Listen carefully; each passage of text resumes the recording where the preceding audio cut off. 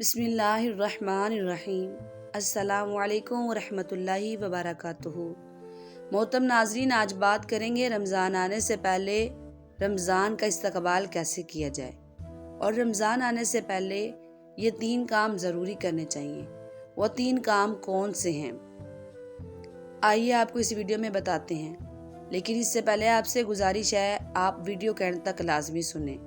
اس channel کو subscribe کریں، like کریں، اس چینل کو شیئر کریں، کیونکہ یہ چینل مدرسے کے بچوں کے لیے بنایا ہے، جن میں غریب بچوں کی دیکھ بھال کی جاتی ہے، انہیں تربیت دی جاتی ہے، کسی سے کوئی معاوضہ نہیں لیا جاتا۔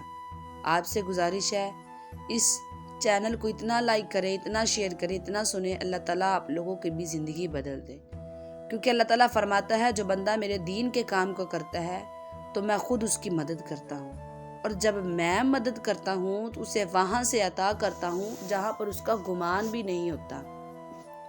آئیے اپنی ویڈیو کا آغاز کرتے ہیں۔ ہماری ویڈیو کا ٹاپک ہے کہ رمضان میں وہ کون سے 3 کام کرنے چاہیے جو ضروری بھی ہیں، اور استقبال رمضان کیسے کیا جائے۔ محترم ناظرین، آج آپ کو رمضان کی فضیلت پر 2 صحابہ کا واقعہ بھی بیان کریں گے، آپ ضرور سنیے گا۔ محترم ناظرین، رمضان اللہ تعالیٰ کا احسان ہے، رمضان مہمان کی حیثیت رکھتا ہے۔ دیکھیے، اگر ہمارے گھر میں کوئی مہمان آتا ہے تو ہم اس کی بہت عزت و قدر کرتے ہیں اور اس کی میزبانی کرتے ہیں، اس کے لیے طرح طرح کے کھانے بناتے ہیں۔ مہمان جتنا عزیز ہوتا ہے تو کھانے بھی اتنے لذیذ بنائے جاتے ہیں۔ اب ہمارے پاس وہ مہمان آ رہا ہے جو ہماری بخشش کا سندیسہ لے کے آئے گا، جو ہماری بخشش کا پیغام لا رہا ہے۔ محترم ناظرین، اس کی تیاری بھی اسی طرح ہونی چاہیے جس دھوم سے وہ ہمارے پاس آ رہا ہے۔ محترم ناظرین، ہماری بخشش کے لیے رمضان ہی کافی ہے۔ نبی مکرم نور مجسم صلی اللہ علیہ وآلہ وسلم نے فرمایا، اگر میری امت کو پتہ چلے رمضان کی کتنی قدر ہے تو وہ سارا سال بیٹھ کر رمضان کی ہی دعائیں مانگتے رہیں۔ محترم ناظرین، رمضان کی بہت فضیلت ہے۔ یہ وہ بابرکتوں والا مہینہ ہے، اس میں اگر کوئی بندہ 1 سجدہ کرتا ہے تو اسے 1500 نیکیاں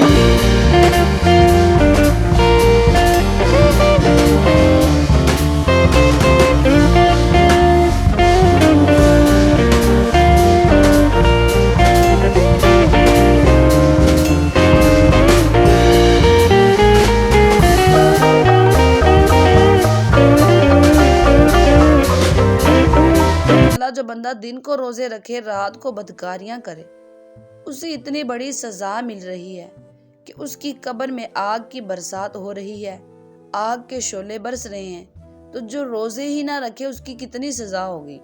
محترم ناظرین، رمضان کا استقبال کرنے کے لیے آپ یہ 5 کام ضرور کریں۔ نبی علیہ السلام رمضان آنے سے پہلے رمضان کا استقبال کیا کرتے تھے، اور آج وہ 5 کام ہم آپ کے سامنے پیش کریں گے جو نبی کریم کیا کرتے تھے۔ نمبر 1، سب سے پہلے ہم اپنے دل کو صاف کریں گے۔ ہم رمضان کے استقبال تو کریں گے، لیکن اگر بہن بھائیوں سے لڑائی ہو گئی ہے، دل صاف کر کے صلح کر کے استقبال کریں گے۔ نمبر 2، نبی کریم رمضان سے پہلے بہت فکر مند ہو جایا کرتے تھے۔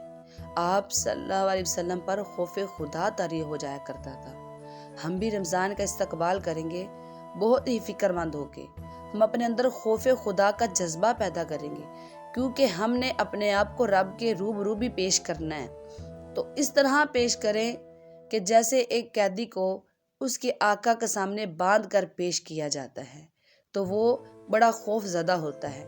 تیسرا، ہمارا آقا دو عالم نور مجسم صلی اللہ علیہ وسلم رمضان کے لیے کمر بستہ ہو جایا کرتے تھے، خوب عبادت کیا کرتے تھے۔ انشاءاللہ اس بار ہم بھی رمضان کو مکمل استقبال کے ساتھ فالو کریں گے، اس میں نیکیاں ہی نیکیاں کمائیں گے۔ نمبر 4، آقا دو عالم نور مجسم سرور کائنات حضرت جبریل امین علیہ السلام کے ساتھ قرآن پاک کا دور فرمایا کرتے تھے۔ انشاءاللہ العزیز اس سال اس رمضان ہم بھی قرآن پاک کا دور کیا کریں گے، قرآن پاک کو زیادہ سے زیادہ پڑھیں گے۔ محترم ناظرین، امام شافعی رحمۃ اللہ علیہ آپ رمضان میں 60 قرآن پاک مکمل کیا کرتے تھے، 30 صبح اور 30 رات کو۔ اس طرح آپ پورے رمضان میں 60 قرآن پاک مکمل کیا کرتے تھے۔ نمبر 5، آقا دو عالم نور مجسم صلی اللہ علیہ وآلہ وسلم رمضان شروع ہوتے ہی آپ سخاوت کیا کرتے تھے اور بہت زیادہ سخاوت کیا کرتے تھے۔ انشاءاللہ اس مرتبہ ہم بھی غریبوں کی مدد کریں گے، جتنی ہو سکے گی ہم سے ہم اتنی ہی سخاوت کریں گے، اور ہم بھی نبی کریم صلی اللہ علیہ وآلہ وسلم کے اسوہ حسنہ پہ چلنے کی کوشش کریں گے۔ ماہ رمضان کی ناظرین بہت فضیلت ہے۔ محترم ناظرین، صحیح ستہ میں یہ حدیث منقول ہے کہ حضرت طلحہ بن عبید اللہ رضی اللہ تعالی عنہ سے منقول ہے، حضور اکرم صلی اللہ علیہ وسلم کی بارگاہ رسالت میں 2 آدمی آئے، دونوں آدمی اسلام قبول کرنے کے لیے آئے۔ محترم ناظرین، آپ کو پتہ ہے جب بندہ اسلام قبول کرتا ہے اس کی فطرت، اس کی حقیقت اور اس کی انسانیت کے تقاضے بالکل بدل چکے ہوتے ہیں۔ تو محترم ناظرین، ان دونوں صحابہ نے جب اسلام قبول کر لیا تو اب کسی غزوہ میں دونوں کا جانا ہو گیا۔ ایک صحابی جو بہت ہی روزے دار تھے، بہت ہی عبادت گزار تھے، اس جنگ میں شہید ہو گئے۔ دوسرے جو ان کے ساتھ کے کلاس فیلو تھے، یعنی ایمان لانے کے لحاظ سے وہ بھی زندہ تھے۔ حضرت طلحہ بن عبید اللہ جو راوی حدیث ہیں، وہ بیان کرتے دوسرے صحابی جب وفات پا گئے، وہ کہتے پھر مجھے ایک خواب آیا، میں نے خواب میں خود کو جنت کے دروازے پر پایا ہے۔ جو صحابی پہلے فوت ہوئے وہ بھی وہاں پر کھڑے ہیں، جو صحابی بعد میں فوت ہوئے وہ بھی وہاں پر کھڑے ہیں۔ جنت کا فرشتہ آیا، جو صحابی پہلے فوت ہوئے انہیں پہلے اندر بلا کر لے کر گئے، تھوڑی دیر بعد دوسرے صحابی کو بلا کر اندر لے گئے۔ میں جانے لگا تو کہنے لگے ابھی آپ کا وقت نہیں ہوا، آپ واپس جائیں۔ حضرت طلحہ بن عبید اللہ رضی اللہ تعالیٰ عنہ کہتے ہیں میری آنکھ کھل گئی، اس خواب کا تذکرہ پورے مدینے میں پھیل گیا۔ جب نبی کریم صلی اللہ علیہ وسلم کی اس بات کا پتہ چلا تو آپ نے فرمایا میرے صحابہ تم سب اتنا تعجب کیوں کرتے ہو؟ تو صحابہ کہنے لگے یا رسول اللہ علیہ وسلم، ہمیں سمجھ نہیں آ رہی، جو پہلے فوت ہوا ہے وہ غزوے میں شہید بھی ہوا تھا، اس نے شہادت بھی پائی، اس نے نیکیاں بھی بہت کی، وہ بعد میں جنت میں جا رہا ہے، جو بعد میں فوت ہوا ہے وہ پہلے جنت میں جا رہا ہے۔ نبی کریم صلی اللہ علیہ وسلم نے فرمایا کہ جو پہلے فوت ہوا، میں اس بات کو مانتا ہوں کہ وہ بہت نیکیاں کیا کرتا تھا، آخر وہ غزوہ میں شہید بھی ہوا، لیکن جو بعد میں فوت ہوا وہ جنت میں اس وجہ سے گیا کہ اس نے رمضان پایا تھا، یعنی اس کے زندہ رہنے تک دونوں کے رمضان برابر تھے، لیکن وہ سال پہلے فوت ہو گیا، اس نے سال میں رمضان پا لیا، رمضان نے اس کی نیکیوں کو بڑھا دیا، اس وجہ سے یہ جنت میں اس سے پہلے چلا گیا تھا، کیونکہ رمضان کی فضیلت ہی یہ ہے۔